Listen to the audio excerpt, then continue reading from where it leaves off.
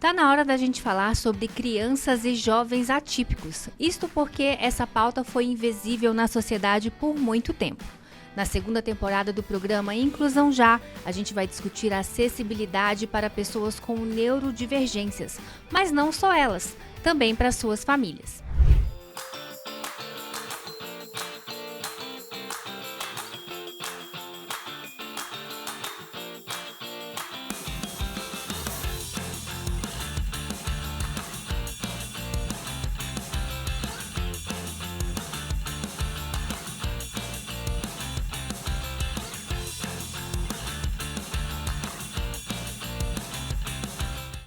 Curitiba é para todos. E para a gente provar isso, a gente vai ter um bate-papo sobre a acessibilidade de pessoas com neurodivergências. Nosso foco hoje é falar sobre as crianças atípicas e o seu caminho na sociedade. E para isso a gente trouxe quem tem propriedade para falar sobre os direitos dos atípicos. Aqui ao meu lado eu tenho a Bruna Massa, que é psicóloga clínica e mãe atípica. Tudo bem, Bruna? Oi, tudo bem? Também com a gente aqui, a gente tem a Marta Regiane Filietas, que é pedagoga, professora da UTFPR e doutora na área de educação inclusiva. Tudo bem, Marta? Olá, tudo bem? E ao lado da Marta, a gente tem o Fábio Cordeiro, que é presidente do Onda Autismo. Ele é ativista, palestrante e é uma pessoa com autismo. Olá, pessoal, tudo bem? Quem está nos acompanhando, prazer estar aqui com vocês. E espero contribuir aqui para essa discussão, trazer algumas perspectivas aqui que possam somar nessa mesa. Sejam muito bem-vindas. Para a gente começar o programa, eu quero pontuar 3 coisas bem importantes aqui. A primeira é que crianças e jovens atípicos precisam de uma atenção especial na escola. Eles também precisam de um diagnóstico precoce para receberem atendimento especializado o quanto antes. E, além disso, precisam de apoio na sociedade. Esses são 3 grandes pilares que a gente quer representar. Aliás, esses são 3 grandes pilares que representam os desafios de quem é atípico hoje. A gente vai começar o bate-papo com o Fábio Cordeiro, que é uma pessoa com autismo. Como que você se sente em relação à sua inclusão na escola e ao longo da vida também nas atividades sociais? Então, veja bem, a gente tem que contextualizar, né, algumas questões. Eu sou uma pessoa autista, sou pai de autista também, né? Mas eu já tenho 45 anos. Sim. Então, quando eu estava na escola, estamos falando aí de década de 80, né? A perspectiva que se tinha ainda não era uma perspectiva inclusiva, na educação propriamente dito, né? E naquela época também não tinha o diagnóstico. Hoje é difícil o diagnóstico, naquela época era quase impossível você ter o diagnóstico na infância, né? Então eu trabalhei numa questão, ou foi trabalhado comigo numa questão mais de tentativa e erro. E às vezes nem de tentativa, porque os professores não tinham esse paradigma da inclusão ainda instaurado, tanto institucionalmente quanto culturalmente. Você dependia de alguns professores que tinham essa visão mais inclusiva, mesmo sem saber que era inclusão, para enxergar a diferença naquele aluno, para poder trabalhar com aquele aluno. Sem o diagnóstico, ainda hoje é difícil. Naquela época era mais difícil ainda. Eu sempre digo que ainda hoje, no Brasil, nós brigamos muito por diagnóstico precoce, porque esse olhar especial que você trouxe, ele é muito atrelado a um diagnóstico, quando não deveria ser. O olhar especial deveria ser qualquer aluno que tivesse uma diferença, uma dificuldade, além de diagnóstico. Mas o fato é que a gente precisa ainda muito de ter um laudo para que eu possa direcionar esse olhar. Naquele tempo a gente não tinha o laudo e não tinha esse pensamento inclusivo. Hoje já se tem a educação na perspectiva da educação inclusiva, mas a gente está muito preso em laudo. Eu acho que essa é uma falha do nosso sistema educacional ainda. Por que eu preciso de um laudo para olhar para o diferente? Sendo que ali na escola eu não estou trabalhando com uma questão de saúde, estou trabalhando com uma questão desenvolvimental. Então é olhar para o aluno onde ele tem dificuldade, onde ele tem potencialidade e trabalhar com aquele aluno. Mas ainda hoje não é essa a realidade. Na minha época tampouco, né? Tá, ao longo da sua formação, o que poderia ter sido feito para tornar os ambientes mais acolhedores? Porque você acabou passando por dificuldades, né? Muitas dificuldades. Se conhecia pouco ainda dessa questão da inclusão no autismo. E quando a gente fala inclusão, a gente pensa muito nessa questão arquitetônica muitas vezes, né? O que eu posso fazer com o ambiente? E tem muitas coisas no autismo que podem ser feitas. Questão de estrutura do ambiente, do espaço escolar, da sala de aula. Não era pensado e não era conhecido naquela época. Mas muito mais no autismo, a acessibilidade que a gente necessita muito é atitudinal. E essa também não se tinha. Então, acho que precisaria, e a época, como eu disse, era muito complicado, os professores entenderem mais dessa condição, o que não era um fato, entenderem das características do próprio aluno, porque mesmo que enxergassem as diferenças em mim na época, era muito difícil para o profissional ele entender, mas por que isso está acontecendo e como isso está acontecendo.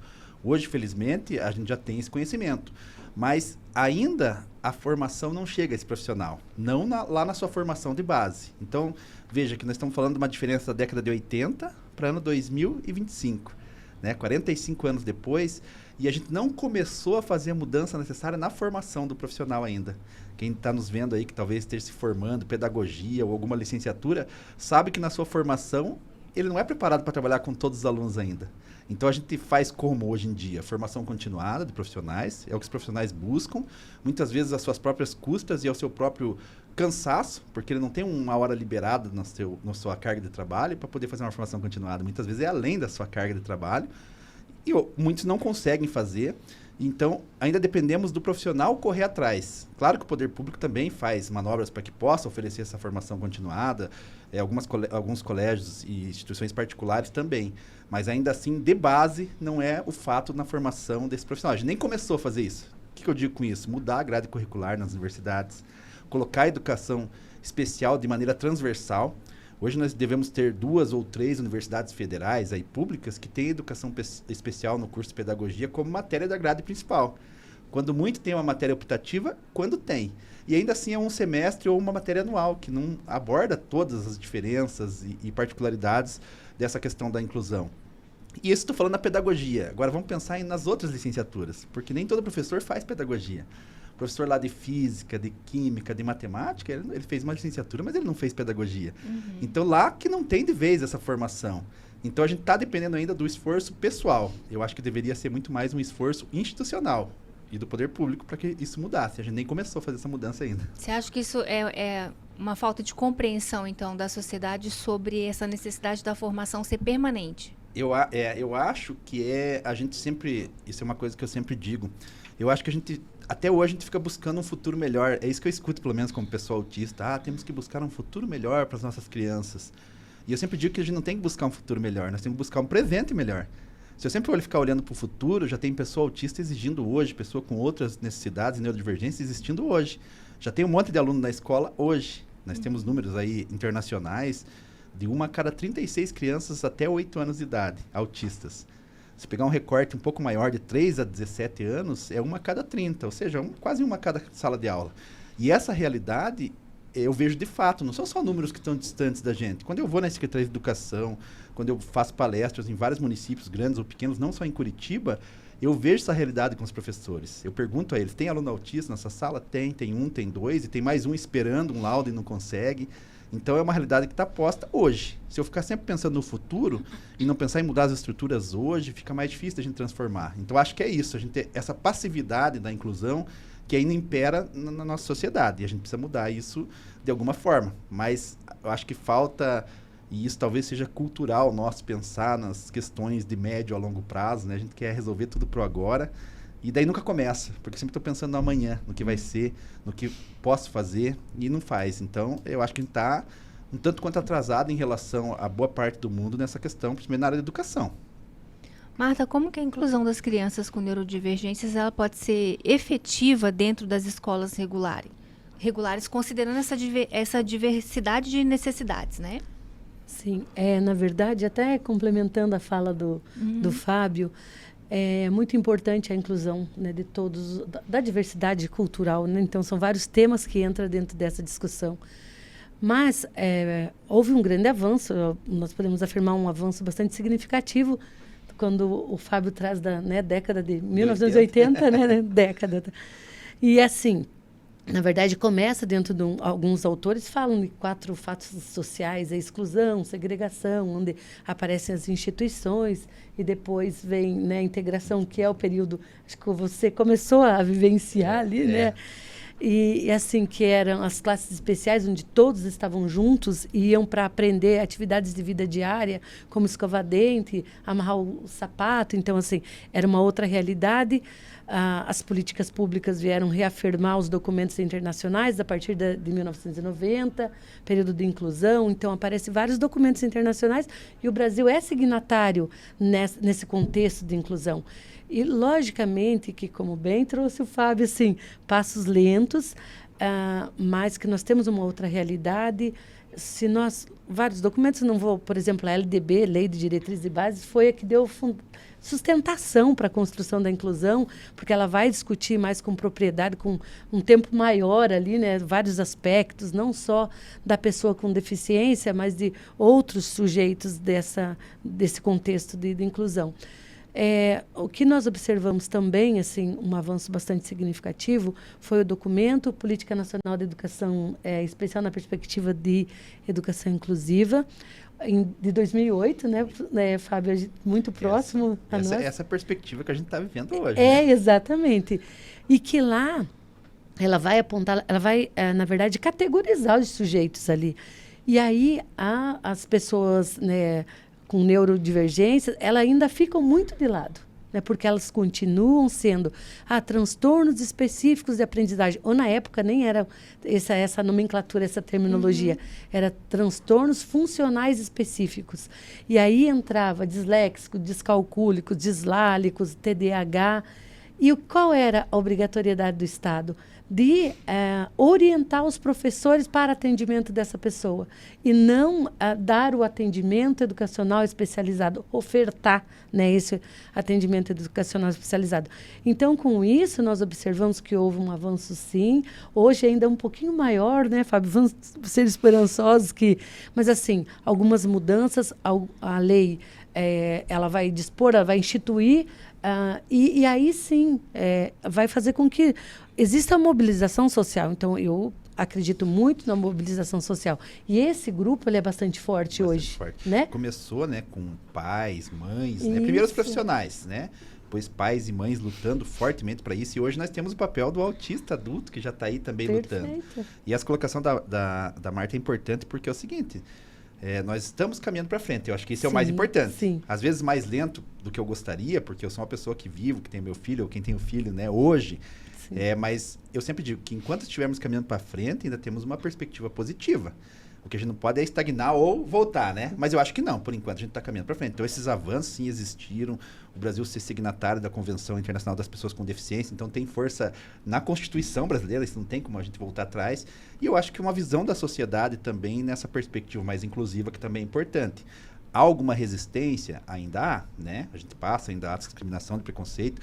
Quem é mãe, talvez, de crianças menores, sente isso todos os dias na pele, né? Mas a gente está caminhando para frente. Eu acho que isso é importante ressaltar.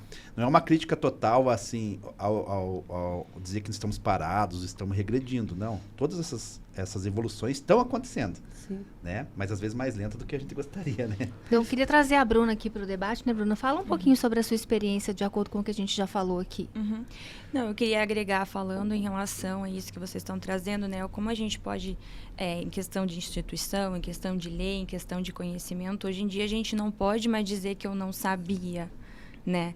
As instituições não podem dizer, a gente não tem esse conhecimento, os pais não podem dizer, mas meus avós fizeram assim, a família sempre fez assim, a gente vai continuar fazendo assim. Hoje em dia a gente não tem mais essa desculpa para dar, né? A gente tem responsabilidades frente ao conhecimento que nos é dado. Então, de todos os atores sociais, né? De toda a rede, né?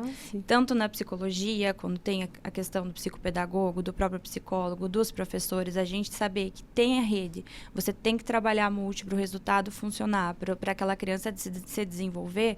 Não dá para a gente mais responsabilizar só a escola, não dá para os pais responsabilizarem só o psicólogo, e não dá para colocar toda a responsabilidade nos pais também. Então, a gente tendo essa consciência, o trabalho, ele só tem uma direção, ir para frente, porque a gente tem agora o conhecimento, a gente não pode ficar impune a isso, assim. E eu acho que aí está o grande avanço, talvez você trouxe o grande avanço que a gente teve. Hoje a gente já não responsabiliza a própria pessoa, pelo menos. Exatamente. Porque no meu tempo a responsabilidade era do aluno. Ele que não quer, ele que não consegue, ele que não pode estar aqui. Isso a gente já passou. Hoje você não responsabiliza a pessoa mais. O aluno que não tem capacidade. Não. Hoje você já sabe que tem capacidades, cada um aprende a uma maneira. E é engraçado que isso já remete à nossa memória de quando a gente estava na escola, né? Óbvio. A professora acusava o aluno porque o aluno não tinha atenção, porque o aluno era muito agitado, né? E a gente não tinha essa consciência de que às vezes era uma condição neurológica, né? E isso a gente já passou. Então, acho que esse é o grande ganho que a gente tem hoje. A gente não põe mais a responsabilidade na própria pessoa, na própria criança, por ela não conseguir estar estar naquele ambiente. Exatamente. Existe um motivo para isso e a gente já conhece, já estuda. Então, esse é o grande avanço que eu acho que a gente tem hoje. Porque no meu tempo, eu fui expulso da escola 2 vezes. Fui expulso, porque eu não me adequava ao sistema da escola. Então, era mais fácil se livrar. Hoje isso não acontece, né? Quantas outras crianças que não aconteceu a mesma coisa? Quantas que saíram da escola? Eu ouço as pessoas e acho engraçado, né? As pessoas falando hoje em dia. No meu tempo não tinha tantos autistas. Claro, porque no primeiro ano você estava na sala, no segundo, terceiro você sumia e ninguém reparava que aquela criança esquisita sumiu. Porque era expulso, deixava a escola, às vezes ia para uma instituição. E daí não tinha tantas, né? Então sempre tiveram, só não tinha um nome e só não eram tão respeitados visíveis, e notados. não eram visíveis, né? Eu acho que a grande questão também aqui, no que a gente está falando, que vocês trouxeram também, é que em relação a essa responsabilização, ela não existe mais, mas ela é um pouco velada também, sabe? Vejo muitos pais delegando responsabilidade para a escola, sem assumir o seu papel dentro de casa. A mesma coisa, alguns professores também, eu vejo isso na clínica, então, querendo delegar ali para uma patologia, um diagnóstico, ponto, e tem que medicar e ponto. E, assim, a gente tem que arcar com a responsabilidade de cada um da rede. Assim, então, todos trabalhando juntos, a questão vai para frente, aquela criança vai se desenvolver, né? Jogar responsabilidades para cada departamento, as coisas realmente vão ficar mais lentas do que deveriam, né? Poderia ser muito mais acelerado esse processo se todo mundo trabalhasse com proatividade em prol daquela criança, não buscando culpados em si, assim, sabe? Marta, quais que são os principais desafios que a gente encontra hoje ao tentar adaptar o currículo escolar para as crianças atípicas, né? Sim. Na verdade, a inclusão, ela necessita de estrutura pedagógica, né? Ela precisa de estratégias pedagógicas, estruturais, formativas. Ela precisa da acessibilidade atitudinal, como bem lembrado aqui, que é a mudança, esse olhar que a Bruna traz também. Como eu vejo esse sujeito, eu reconheço a singularidade desse sujeito, porque, como foi já trazido na mesa, assim, eu posso falar, eu tenho um aluno com um laudo hoje, nesse semestre, no próximo semestre, um aluno com o mesmo laudo, mas eles são sujeitos singulares.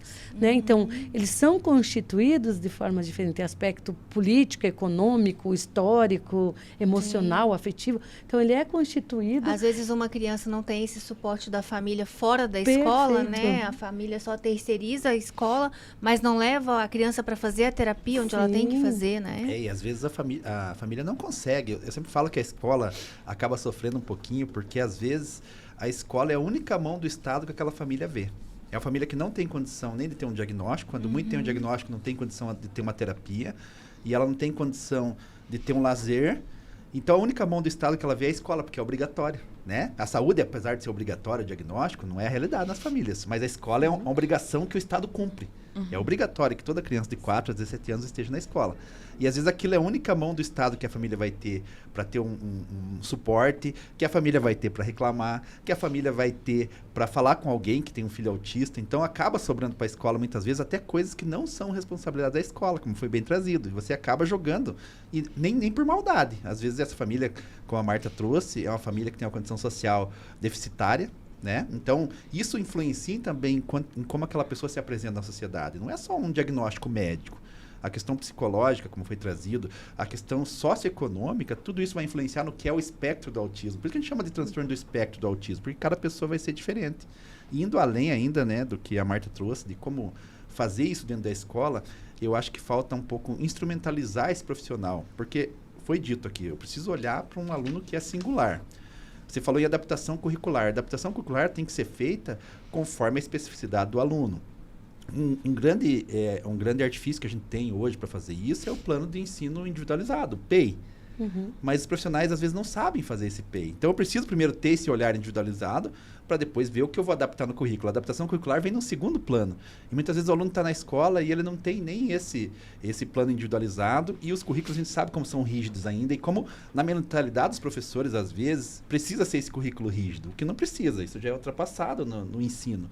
Mas a gente ainda tem essa questão a ser trabalhada dentro das escolas, né? Bruna, quais que são os principais desafios emocionais e comportamentais que as crianças neurodivergentes enfrentam hoje na sociedade? O que eu percebo, né, tanto na minha vivência quanto na clínica, é a dificuldade dela se regular emocionalmente frente a todo esse preconceito, frente a todas essas questões que ela acaba encontrando na sociedade, nos ambientes em que ela está inserida. Porque ela ainda não tem ferramenta para lidar com essas emoções. Ela não consegue, muitas vezes, nomear o que ela está sentindo. Então, ela não consegue lidar com aquela culpa, com aquela raiva, com aquela frustração, de uma maneira que não vá gerar nenhum dano para ela ou para o outro. Então, muitas vezes a criança chega na clínica para mim com muito paradigma em relação ao que é normal, o que é anormal. Então, ela fala, eu queria muito ser normal, todo mundo é normal menos eu. Muitas vezes ela tem esse diagnóstico, mas ela não está conseguindo lidar com ele. Né? Ela não está tendo repertório para aceitar e lidar com todas essas mudanças e nomes que estão surgindo na vidinha dela, né? Muitas vezes ela fala, eu tenho muita raiva, eu queria sentir uma raiva de tamanho normal. Então, lidar com tudo isso com elas, lidar principalmente em questões de autoestima, porque a autoestima dela começa a ser muito vulnerável, ela começa a duvidar de si, duvidar do seu potencial. Então, a gente lida... os principais desafios que eu encontro de premissa são esses, assim, desconstruir questões do que é normal, do que é anormal e fortalecer essa autoestima. E como que funcionam essas abordagens psicoterápicas que você faz? Então, o mundo da criança é um universo lúdico. Então, a gente sempre vai pela brincadeira. É na brincadeira que ela vai mostrar como que é a realidade dela. Pela imaginação que ela vai trazer como que ela... qual que é o repertório que ela usa para lidar com as situações da escola, da família, com os amigos. Muitas vezes os pais vão participar ali dos primeiros atendimentos e pensar, eu estou levando lá só para brincar. Mas é dentro da brincadeira, dentro daquele setting terapêutico que a gente consegue enxergar quem são os personagens que ela valida mais, quais ela desvalida.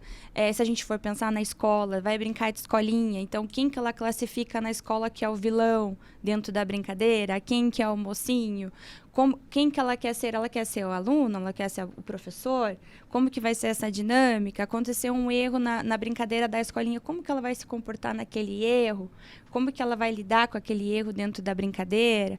Tudo isso é um universo assim com 1000 possibilidades de interpretação em que a gente vê dentro daquela brincadeira como que ela age na vida real dela na escola. E a partir disso a gente vai analisando o que ela não está conseguindo reintegrar dentro do comportamento dela, das emoções dela, qual que é a dificuldade dela de entender alguns conceitos, algumas questões ali que são específicas da escola, e a gente vai trabalhando isso dentro da brincadeira. Essa é uma das abordagens que a gente usa, né? Se não a principal. Outra questão que é muito importante, principalmente em relação ao autismo, é a nomeação e validação dos sentimentos. Então, explicar de uma maneira bem dinâmica, bem lúdica sobre os sentimentos, para eles aprenderem a entender quando que eu sinto tristeza, quando que eu estou feliz, o que eu faço quando eu estou feliz, quando eu estou triste, para eles entenderem que esses sentimentos, eles não são bons, eles não são ruins, eles são sentimentos, eles vão aparecer e eu vou reagir a eles de uma maneira que não me machuque, que não machuque o outro. Para assim ela conseguir se inserir ali naquela sociedade, naquele meio, de uma maneira que gere mais qualidade de vida para ela, sabe? E você veja que a Bruna está trazendo para nós a perspectiva da criança. Uhum. Mas no Brasil a gente vive um fenômeno interessante, que é o adulto autista. Diferentemente de outros países, onde os adultos já tiveram diagnóstico precoce também, hoje são adultos, então é essa criança que a Bruna está trazendo hoje. Daqui 10, 15 anos vai ser uma criança que teve intervenção na infância e que é um adulto que teve intervenção na infância. Uhum. No Brasil, o fenômeno é diferente. A maioria já tem adultos que tiveram diagnóstico mais precoce, adultos jovens, né? Graças a 10, 15 anos atrás que a gente já faz diagnóstico. Mas adultos com mais de 25 anos, 30 anos, 40, 45, como eu, e até mais velhos, esses não tiveram diagnóstico e nem intervenção na infância. Então, uma pessoa que às vezes tem essas dificuldades que a Bruna está trazendo e que é um adulto. E é mais difícil da sociedade compreender, e isso seja no trabalho, seja na universidade, pode ser na sala de aula da faculdade, porque os autistas estão chegando lá. E às vezes as pessoas, eu digo que as pessoas jogam muitas questões do autismo, com crianças também fazem isso, mas a gente vai trabalhando, a criança vai se adaptando melhor. Mas jogam muitas questões do autismo para o campo do querer e do gostar, eu sempre falo isso. O autismo é um desenvolvimento cerebral diferente. Então, o corpo da pessoa se desenvolve diferente, porque cérebro é corpo, né? E a gente não tem essa visão, às vezes, E a gente acaba falando assim, o autista é aquele que não gosta muito de interagir, que não gosta de se comunicar. Até eu ouço isso toda a vida. E não, o autismo não diz que a pessoa não gosta de interagir, não gosta de se comunicar. Ele diz que a pessoa tem dificuldade de interagir e dificuldade de se comunicar. E às vezes, por gostar e não conseguir, vem o sofrimento. Então, nós pegamos adultos com essas dificuldades que a Bruna está trazendo, que são de crianças e que não vão ser tão bem compreendidos numa sala de aula, numa faculdade ou no mercado de trabalho. Então, a gente precisa ter esse olhar, entender o autismo como condição humana, como um funcionamento corporal diferente. Eu sempre gosto de fazer analogias, porque eu acho que as pessoas conseguem entender melhor. Você não olha para uma pessoa que faz uso de cadeira de rodas e diz para ela que ela não sobe uma escada porque ela tem preguiça. Que falta de vontade. Se ela se esforçasse, ela subia essa escada. Você não faz isso por quê? Você entende que é um corpo que funciona diferente. Ele não é inferior a ninguém por causa disso, mas ele não vai conseguir subir uma escada.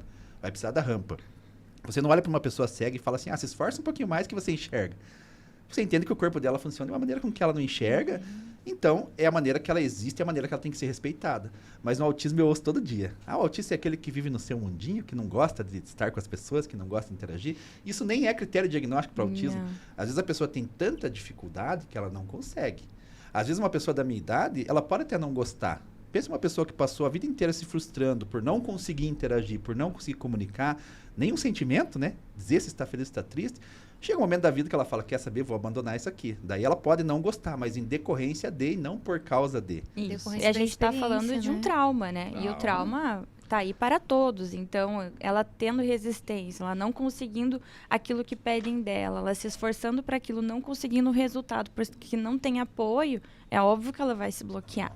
E ao mesmo tempo, assim como o Fábio falou, tem muitas crianças que não que são super comunicativas. Elas trocam olhares, elas conversam, até são populares na escola. São crianças autistas. Por quê? Porque independente, assim, em determinados momentos, elas se desregulam com muita facilidade. Em alguma frustração, elas são quase que impossíveis de tocar nelas, mas elas conseguem se comunicar. Mas elas vão demonstrar aquelas características de um autismo de outra maneira. Então, essa questão de estigma de tem dificuldade de inserção social, tem dificuldade...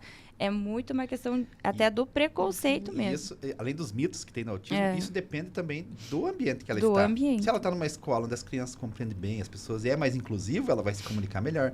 E o espectro é isso, né? Tem o autista que fala demais, tem o autista que fala de menos, tem o autista que encara demais, tem o autista que não faz contato visual. As pessoas às vezes se prendem a alguns aspectos desse espectro do autismo, que é aquele que talvez aparece na TV, que é mais estereotipado, e pensam que o autismo é só aquilo, e desconhecem todas essas nuances que pode ter do autismo. Tem a criança autista, se eu falar aqui que a criança autista não gosta de toque, talvez quem está nos vendo vai pensar assim, é verdade. Mas se eu falar para você que tem criança autista que gosta muito de toque, inclusive toca demais e é invasivo, existe essa criança autista também, e por causa do autismo isso, por causa dessa sensibilidade sensorial diferente, às vezes tem uma hipossensibilidade que a gente chama tátil e ela busca o contato a todo momento. Então, além desses mitos que tem no autismo, existem muitos autistas diferentes por aí e que às vezes as pessoas nem reconhecem como uma pessoa autista, que dificulta a inclusão dela também, né? Então, eu queria ampliar agora a nossa discussão quando a gente pensa a longo prazo na vida dessas crianças, né? A gente estava falando aqui de crianças, de jovens, mas como que é o caminho dessas crianças, entre os anos iniciais da escola até chegar na vida adulta, né? A gente tem muita coisa nova hoje que não víamos antigamente sobre a educação inclusiva. Então, para ilustrar esse nosso bate-papo e o próximo bloco de perguntas, eu vou pedir para a produção rodar um VT do Abril Azul, mês de conscientização sobre o transtorno do espectro autista, porque o nosso produtor Bruno Santana, ele visitou uma instituição que é referência em educação e inclusão de crianças e adolescentes atípicos. Roda o VT.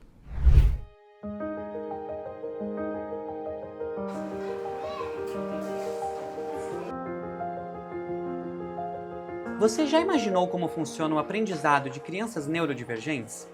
Além das matérias comuns como português e história, crianças com TEA precisam de uma atenção individual e específica. Foi pensando nisso que aqui, na cidade de Curitiba, foi desenvolvido um centro dedicado inteiramente a um programa alternativo para crianças e adolescentes com TEA. O Centro de Ensino Estruturado para o Transtorno do Espectro Autista. Criado em 2019, o CETEA faz parte de uma das 11 estruturas do CEMAIS, Centros Municipais de Atendimento Educacional Especializado. Essa rede inovadora foca em crianças que estejam na educação infantil, ensino fundamental 1 e 2 e que possuam transtorno do espectro autista. O programa ele é baseado no TEACH, em que estrutura o ambiente, as atividades e antecipa as questões que as crianças e os adolescentes e adultos com TEA vão realizar naquele ambiente. Então tem uma agenda que se chama rotina no Brasil, mas fora do Brasil é agenda que se fala, que vai mostrar a previsibilidade desse ambiente, o que ela vai fazer naquele local. Após avaliar a criança ou o estudante com autismo, a gente vê em que nível que ele está em relação ao cognitivo dele. E essas atividades são estruturadas de acordo com o nível de cognição. E são pensadas em qual ambiente, dentro das áreas de espaço da sala de atendimento, onde será realizado. Mas como esse aprendizado acontece na prática? Durante as atividades, as crianças recebem atendimento personalizado e contam com estratégias específicas para cada uma. Temos jogos e atividades de memória, raciocínio, socialização, cada um separado por níveis, para garantir que a sua rotina seja individual e que respeite o seu ritmo próprio. Esta estrutura de ensino é importante tanto para as crianças do espectro autista quanto para os pais e responsáveis, porque com esse apoio eles também desenvolvem habilidades que vão ajudar a garantir a inclusão social de seus filhos em outros espaços de convívio na sociedade. O desenvolvimento dela foi radical, né? De 0 a 100 nesse período de 1 ano. Ela conseguiu se adaptar a questões de socialização e principalmente a autonomia, né? Então a gente percebe, a gente que está no dia a dia com ela, a gente percebe essa diferença melhor, né? Percebemos essa adaptação dela, que ela consegue desenvolver dentro da escola, dentro do ambiente familiar ou na sociedade também. Então, essa inclusão dela aqui, esse atendimento especializado, né? Então, com profissionais também capacitados, né? Porque a nossa maior dificuldade seria os profissionais. Então, muitos profissionais, principalmente aqui, né? Tem o amor, carinho, respeito pelas crianças, é o que impulsiona a gente trazer ela toda semana aqui. Às vezes eu falo para minha esposa, nós conversamos, né, que nós aprendemos muito mais do que nós temos que ensinar para ela. Principalmente na parte de inclusão, do entender, né, o que ela precisa, do amor, da paciência e principalmente da resiliência, né? Este sistema é pioneiro no país e já alcança a inserção educacional de muitas crianças da comunidade autística. Se você é pai ou mãe de uma criança com TEA, você já encontrou uma opção para te ajudar com inclusão, ensino e responsabilidade aqui na nossa cidade.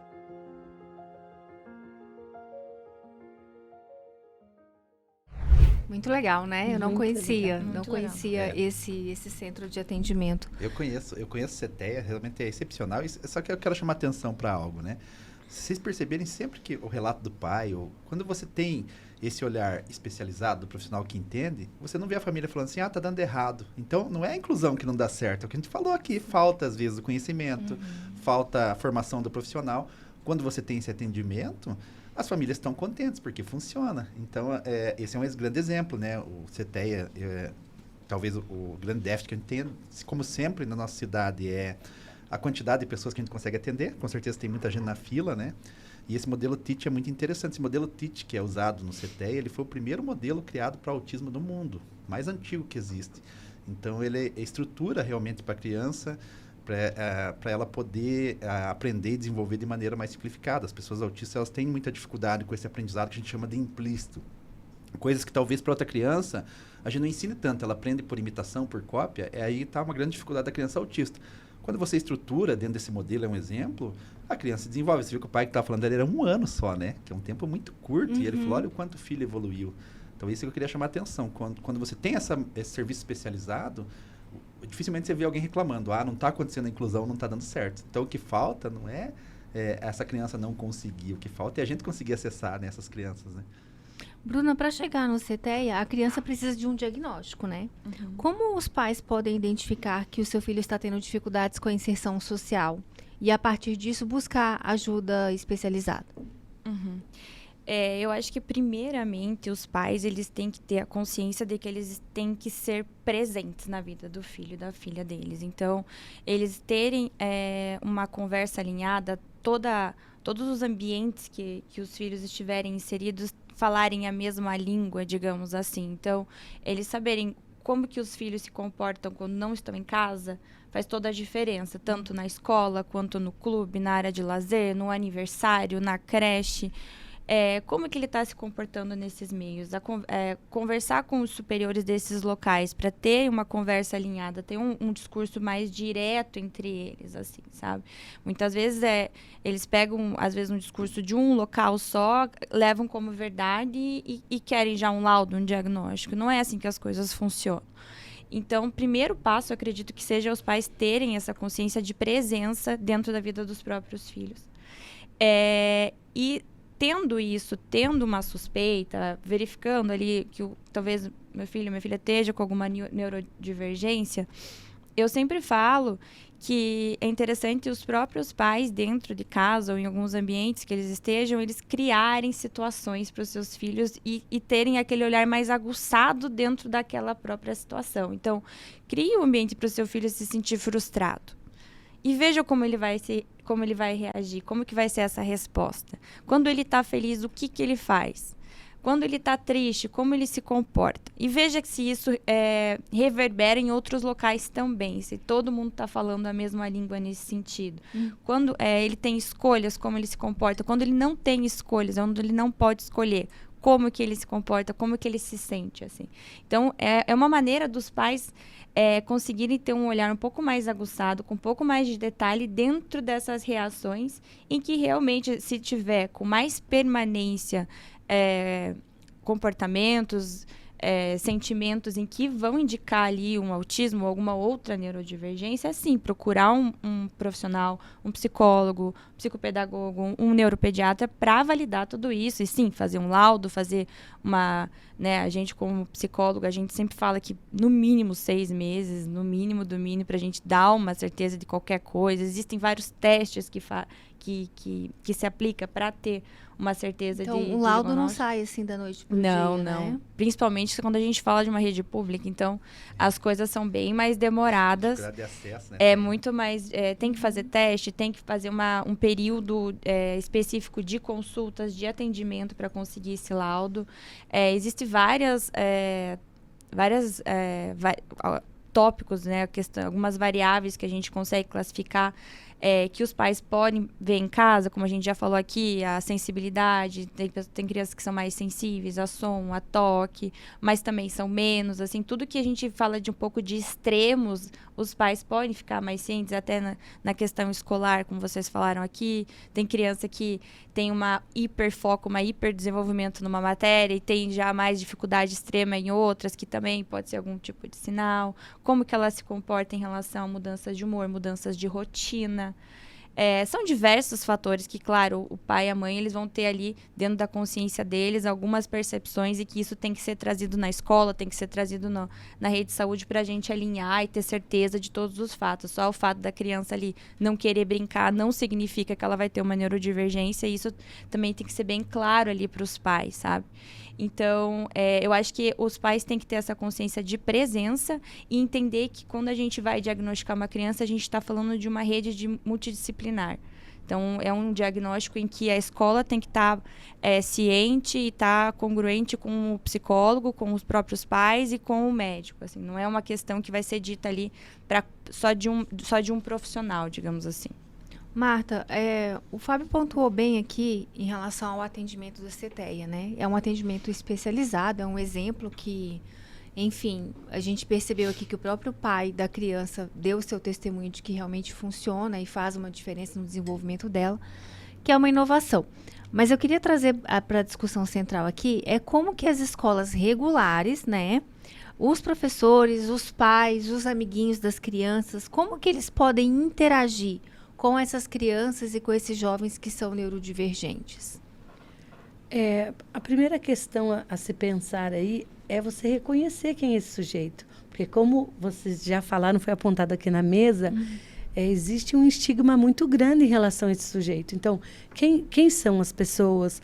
Como elas gostam de ser? A gente fala sujeito, né? Dá uma conotação, mas assim, realmente a questão da identidade dele mesmo. Como ele se sente, então, a primeira questão é essa aproximação.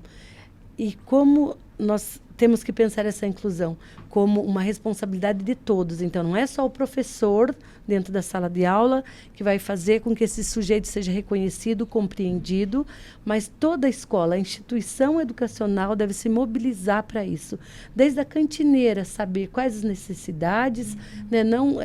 Então, todos da A própria escola... comunidade escolar está preparada para lidar com essas crianças, Sim. né? E vem ao encontro também da fala da Bruna e do Fábio também, quando nós pensamos nesse ensino colaborativo, quando se pensa na articulação entre o trabalho do atendimento educacional especializado, que muitas vezes acontece fora da escola, mas também com essa equipe multidisciplinar. Então, fundamental, imprescindível que haja esse ensino colaborativo, porque só o professor em sala de aula ele não vai dar conta, ele pode utilizar todas essas estratégias pedagógicas diferentes, como, por exemplo, a questão de rotinas visuais e previsibilidade dessas atividades, ter um currículo flexibilizado, mas se não houver esse trabalho... Ficou muito claro com a fala, né, do pai, do Fábio também, experiência da Bruna, de todos, né? Então, assim, que na verdade precisa dessa troca, dessa articulação entre todos, senão não vai haver uma efetiva inclusão, a participação mesmo desse sujeito, o reconhecimento dele, essa empatia pelo outro, se não houver esse movimento muito maior do que só sala de aula, né? E uma coisa importante que eu queria pontuar aqui, que acho que não ficou, talvez não tenha ficado claro para o pessoal, o CETEA, ele é no contraturno. A criança não fica só no CETEA. Então ela vai para a escola regular e no contraturno, e não é todo dia da semana. Não é todos os dias da semana. Então, isso que a Marta trouxe lá no ensino regular, tem que ter também esse olhar para a equipe, de todo mundo, porque a criança não é separada das outras e fica no CETEA, só para o pessoal entender como é que funciona essa estrutura, né? Eu não sei como é que funciona essa parte de comunicação entre instituições, mas, por exemplo, os profissionais do CETEA têm a comunicação com os professores que atendem aquela criança, para saberem como que está sendo a dinâmica, como que ela está se comportando, eu não sei como que funciona. Eu não sei especificamente do CETEA, com certeza deve ter algum tipo de comunicação, mas não precisa ser só o CETEA, porque tem escola que tem a classe... a sala de recurso e tal. E esse acho que talvez seja uma das falhas que a gente encontra no sistema educacional.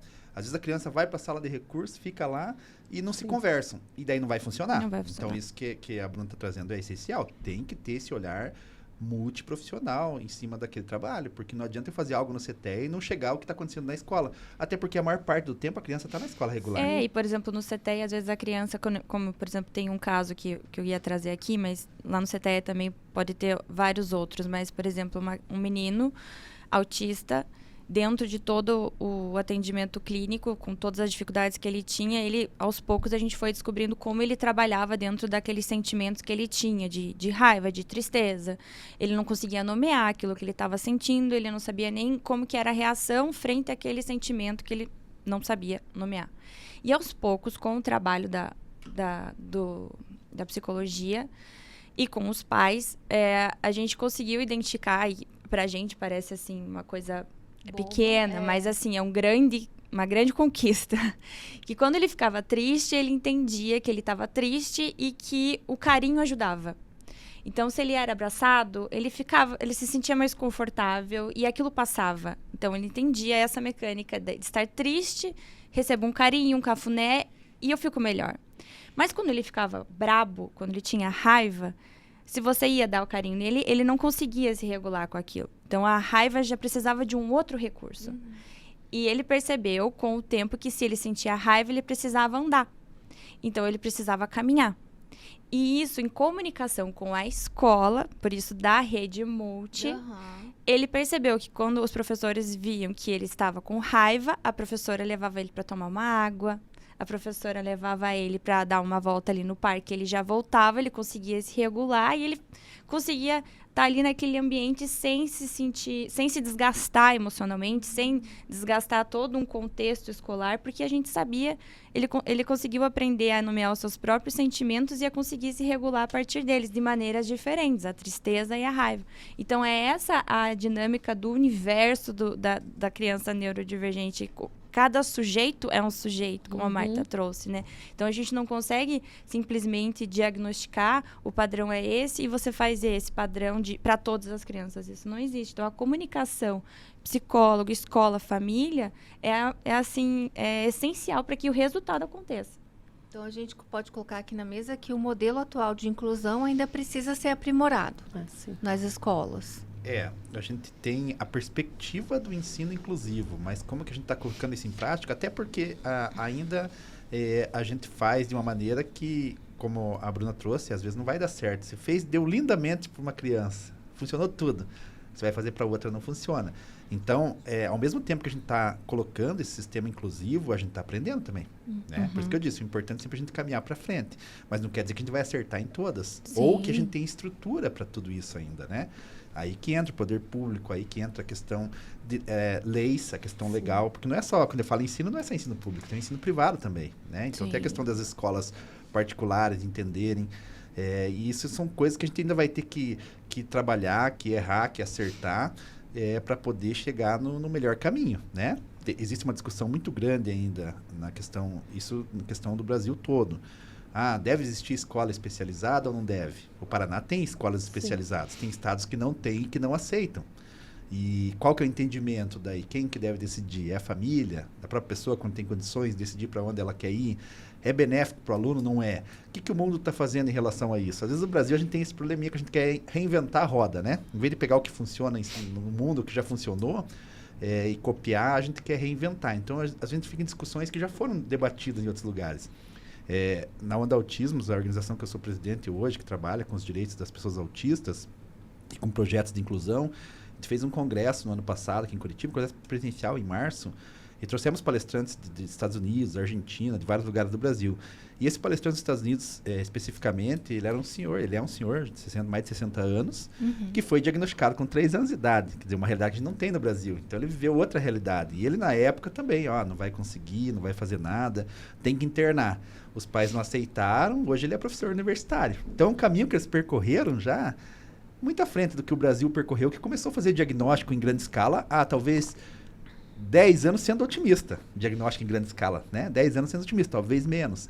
Então, a gente tem que olhar para o que deu certo no mundo. Porque a gente fica em discussões, às vezes, que deveriam ser técnicas, e a gente vive esse momento no Brasil, e são discussões que, em vez de ser técnicas, passam a ser ideológicas. Sim. Isso dificulta a nossa caminhada da inclusão. Muita dificuldade que a gente tem hoje são porque as discussões deixam de ser técnicas para serem debatidas em outros âmbitos que deveriam ser deixados um pouco de lado quando eu penso em pessoas, né? No bem-estar de todo mundo. Mas, infelizmente, ainda não é o que acontece todas as vezes, né? Marta?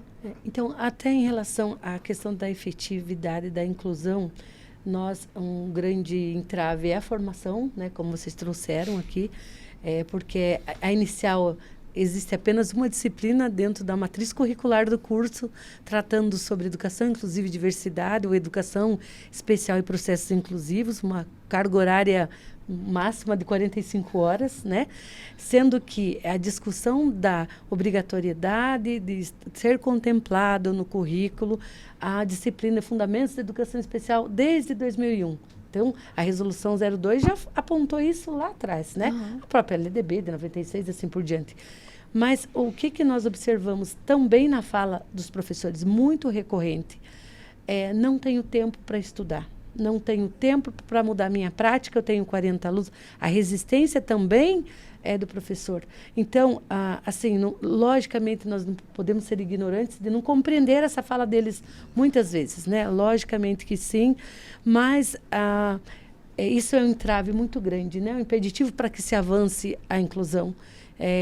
Então, quando o professor ele não assume a responsabilidade, e isso dentro da própria instituição onde eu trabalho, quando nós convidamos a comunidade acadêmica a participar, o mínimo de pessoas participam.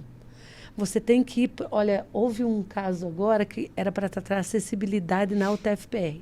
Então, foi um desembargador, um juiz, e o juiz era autista, assim, maravilhosa palestra, e nós tivemos que procurar professores, e não só professores, a comunidade para assistir a palestra. Porque qual o meu interesse? Qual a minha prioridade de estudo agora? Não é educação especial. Não é trabalhar sobre inclusão. Mas quando chega dentro da sala de aula e cada vez mais alunos com necessidades específicas e necessidades educacionais especiais, esses 2 grupos aí o pessoal procura orientação, mas de uma forma de cobrança do setor, porque não está dando conta de formar ou de orientar esses professores. Mas e quem busca essa formação? Pouquíssimos. Eu vejo que no ensino básico ainda é mais, né? Porque é uma realidade que eles estão sentindo todo dia. No ensino superior, realmente é bem mais difícil essa adesão do profissional. E eu escuto, eu converso com muitos professores de todos os níveis de ensino, e eu escuto às vezes o professor falando assim, mas a inclusão não dá certo na sala de aula. E daí, se eu for ver a realidade daquele professor, ele está certo, não está dando certo para ele. Mas a questão não é se dar certo ou não, a questão é o porquê não está dando certo para ele. Se ele não tem essa formação, se ele não vai dar certo mesmo. Por mágica que não vai dar certo. Mas aí entra esses vários fatores que a Marta trouxe. Ele tem tempo para se formar, ele tem disposição depois de encarar 2 turnos de aula, ele tem interesse. Então, é amplo esse debate, né? E no ensino superior a gente tem bastante dificuldade. Porque é um fenômeno mais novo, né? Na educação básica, os alunos já estão lá. Tem a lei que obriga, né? A LDB obriga. O aluno tem que estar na sala de aula até os 17 anos de idade. E no ensino superior é novo para esses professores, e muitos eu ouço era melhor que não tivesse lá, porque ele não tinha necessidade dele também se aprimorar. Então, a gente tem realmente mais dificuldade nesse sentido quando estou falando de universidade, faculdade, né? Sim. E uma questão bem importante para ser colocado, que quem mais sofre, além do transtorno espectro autista, é o transtorno déficit de atenção e hiperatividade, TDAH. Ele sofre muito mais. Por quê? Porque a lei, agora muito recente, 2021, a Lei 14.254, se não me engano, de 2021, ela fala do acompanhamento integral do aluno com TDAH, dislexia e transtornos específicos de aprendizagem. Mas é um acompanhamento integral, não vai além disso. Né? Então, isso no ensino superior, quando o professor questiona, mas cadê? Ou a família, né? Ele não tem um acompanhamento especializado? Não, porque é para a educação básica, não é para o ensino superior. E até você justificar a solicitação de um acompanhante pedagógico para esse aluno, já se passaram meses, né? Períodos de faculdade. Sim. Na verdade, o autismo ele tem, talvez, legislação mais específica, que fala acompanhamento em todos os níveis de ensino. Sim, exatamente. Então, se facilita. Hoje, dentro da Universidade Federal do Paraná, por exemplo, você tem um programa de tutoria para esse aluno. Se ele necessitar, você consegue ter o tutor junto. Mas sabe por quê, Fábio? Deixa eu fazer um parênteses aqui. Porque a legislação de 2012, né, para o transtorno política nacional, né, então, é 2012 e ele se tornou deficiente. Então, ele é mais visível ainda. Sim. O TDAH, não. O TDAH é necessidades educacionais específicas, não é especial. Então, ele está à margem ainda, mais à margem. É colocado como pessoa com dislexia, TDAH, hiperatividade, isso, enfim. Exatamente. É esquizofrenia, transtornos, né? Então, eles estão nas necessidades educacionais específicas, eles são... O autismo é colocado desde 2012, Lei 12764, como pessoa com deficiência. Isso, então, ele tem os mesmos direitos que as pessoas com deficiência. Sim. Outras questões ele ainda não tem. Ele não entrava nem nas cotas, lei de cotas para a universidade. Então, a gente pode perceber que a inclusão ela passa por diversas esferas, né? Diversas áreas, assim. Então, desde às vezes a inclusão de uma neurodivergência na lei, né? Que não está contemplada para a pessoa com deficiência. Exato. E a gente, quando fala em inclusão, isso eu vejo muito nas escolas. Eu tenho 2 alunos de inclusão, eu tenho 3 alunos, eu escuto isso. Eu penso, não tem como. Se você tem aluno de inclusão, são todos, né? Porque a inclusão não parte de um aluno para ser integrado, porque daí eu volto. É o que eu falei, a gente volta atrás para o paradigma da integração. Então, não tem como ter 2 alunos de inclusão. Inclusão só funciona se for no âmbito geral. Então, talvez a concepção de inclusão ainda seja um pouco obscura, a gente tem que trabalhar melhor isso, né? É até o que eu ia te perguntar, como é que você vê o futuro da inclusão para as pessoas com autismo e também com outras pessoas, né, com neurodivergências? Eu sou otimista, né? Eu sempre falo, a gente está caminhando para frente, às vezes a passos mais largos, às vezes a passos mais lentos, às vezes tem tentativas, até na questão legislação, de dar uma caminhadinha para trás, a gente briga para que não aconteça isso, mas eu acho que a gente tem aí um caminho bom pela frente, no sentido de que a gente está moldando a inclusão como uma questão estrutural e cultural da sociedade, porque esse é o caminho de fato. Hoje você vê, a gente fala de autismo, e não só de autismo, mas aqui hoje especificamente, em vários âmbitos da sociedade. Sim. Eu dou palestras hoje, por exemplo, em empresas, que às vezes não é uma empresa que trabalha... Uma empresa. Esses dias eu dei palestra numa empresa que fabrica pneus. Chamaram, você pode dar uma palestra sobre autismo aqui? Então, tem 3 mil funcionários, tem alguns com filhos autistas e muitos que não. Então, acho que essa é o caminho que a gente está tendo um grande ganho hoje. E quando eu falo em autismo, às vezes as pessoas pensam, né? Por que só o autismo? Mas é muito importante porque eu acho que puxa toda essa outra visão. Quando eu vou dar uma palestra sobre autismo, eu tenho que falar sobre deficiência, eu tenho que falar sobre acessibilidade em geral. A síndrome de Down já fez isso por outras condições. Por outras síndromes, porque a síndrome de Down busca, ela tem uma caminhada bem mais longa, do né? que o autismo, eles Sim. estão passos à frente, até dessa questão de aceitação de famílias, né? Sim. Hoje, raramente eu vejo alguém falar assim, eu amo meu filho, mas eu odeio a síndrome de Down. Porque é uma condição mais aceita. Mas eu ainda ouço isso de pais de autistas, que eu não estou descartando o sofrimento daquele pai. Mas eu estou entendendo que a pessoa está tendo um sofrimento e direcionando esse sofrimento para o lugar errado. Eu amo meu filho, mas eu odeio o autismo. E quando, às vezes, um pai, e é uma crítica que eu faço, e repetindo, nunca julgando esses pais, porque eu sou pai de autista, mas quando um pai fala isso, a primeira coisa que ele devia pensar, a gente pensa no sofrimento desse pai e dessa mãe, mas a primeira coisa que devia ser pensada é o peso que isso tem no filho ouvindo isso.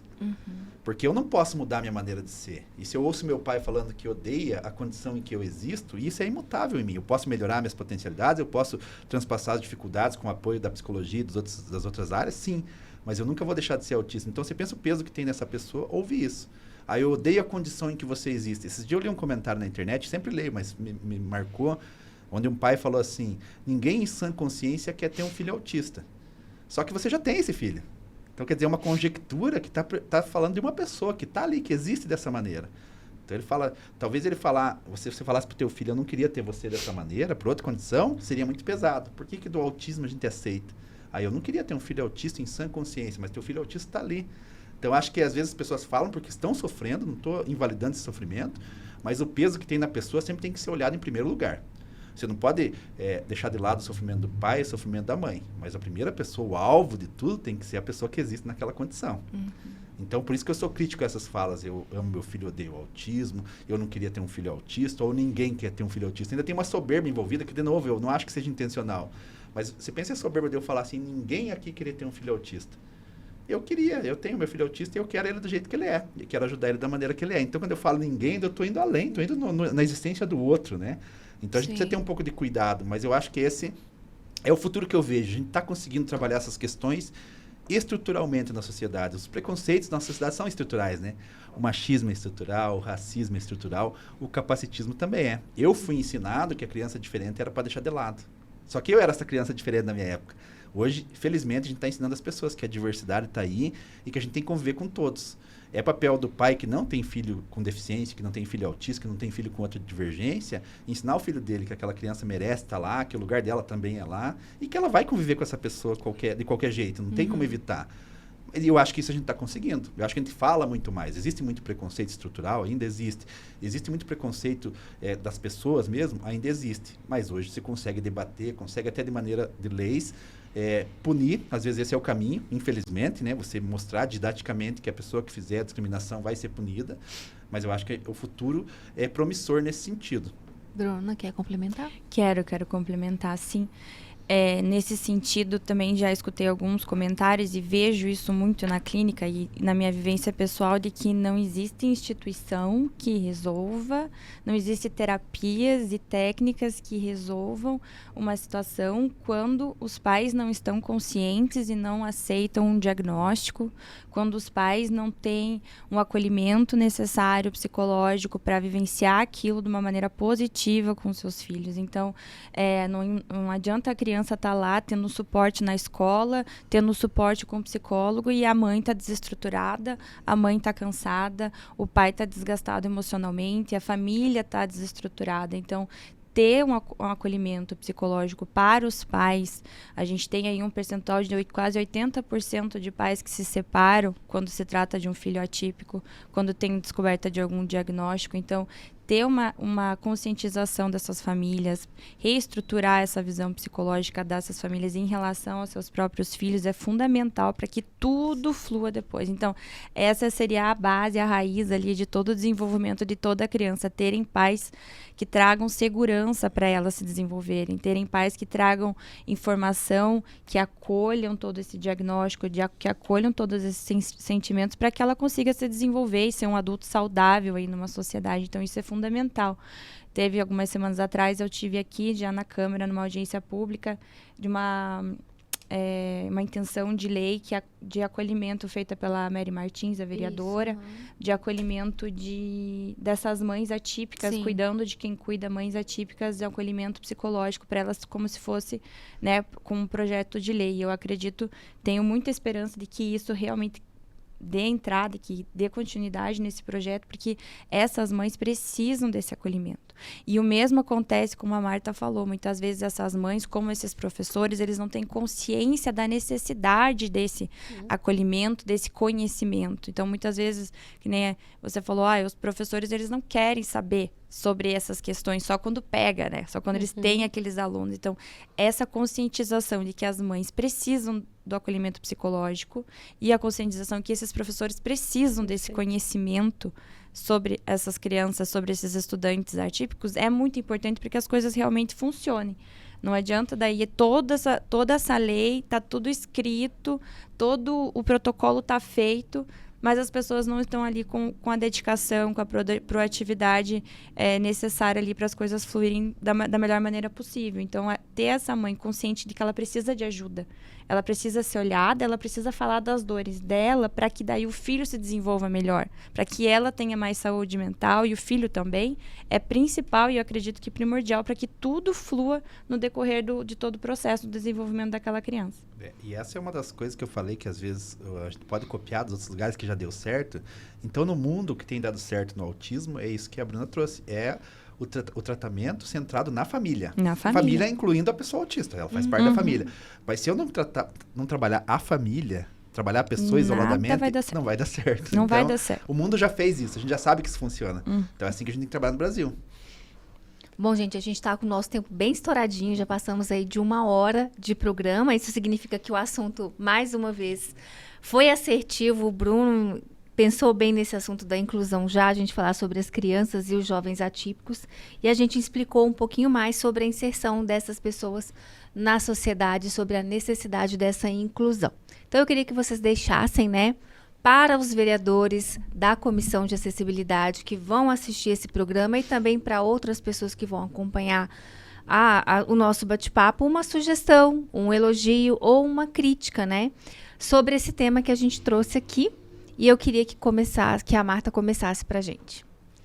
Bom, acho que fundamental que haja formação continuada, obrigatoriedade, a convocação, né, feita para os professores, para que haja essa formação continuada e também que haja possibilidades desse ensino colaborativo se efetivar, né, que haja uma articulação entre família, como nós bem ouvimos, né, que a necessidade da família estar presente, fazer parte de todo o processo. Então, que todas as instituições sociais se envolvam aí nessa formação continuada e reconhecimento desse sujeito. Bruna, qual que é a sua sugestão, crítica, elogio? Como a gente já falou, acho que tudo que a gente trouxe aqui é muito assertivo, é muito pontual e necessário. Mas eu acredito, dentro da minha experiência e no meu papel aqui de mãe e psicóloga, trabalho na base, né? É esse acolhimento dessas famílias, essa conscientização dessas famílias de que elas têm que estar bem para o filho delas estar bem. Os pais são a extensão dos filhos, não tem como você ter uma criança que se desenvolva de forma saudável com uma família desestruturada, com uma mãe em depressão, sobrecarregada, e com um pai ausente, no que muitas vezes a gente vê. Então, a gente precisa olhar para essa família tem que estar saudável emocionalmente, para que a gente consiga daí toda a estrutura formada, toda a hierarquia de instituições sobre as crianças atípicas flua de uma maneira que a gente consiga usar todas essas potencialidades, né? Então, a minha sugestão, a minha necessidade, o que eu trago de necessidade é olhar realmente para o acolhimento psicológico para essas famílias, essas mães que estão realmente precisando desse olhar, elas precisam ser ouvidas, elas estão cansadas emocionalmente. Eu vejo muito na clínica, a mãe está lá desesperada, já tentou de tudo, não consegue apoio. Então, olhar para ela, com certeza, consequentemente olhar para os filhos, olhar para essas crianças. Então, eu sugiro, eu peço que olhem sim para essas mães, para esses pais, para essa família, para que as coisas consigam fluir da melhor maneira possível. Fábio, qual que é seu recado? Acho que as deixas foram dadas aqui.